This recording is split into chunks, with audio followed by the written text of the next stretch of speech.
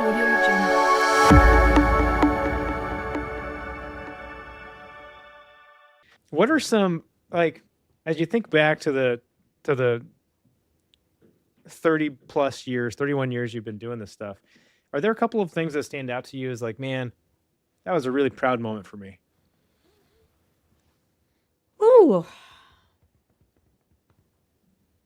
Um, I mean, I have stories.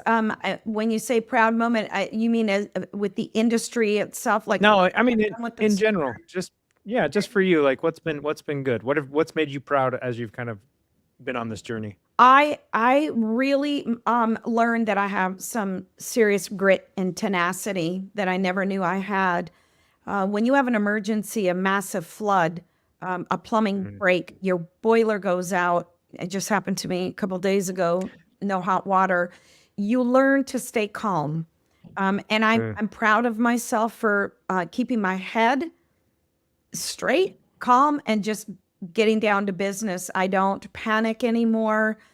I know what to do. I have confidence in myself. I trust myself, and nothing scares me. Nothing. This business has taught me, even in my personal life, I can tackle anything. Nothing scares me. Nothing.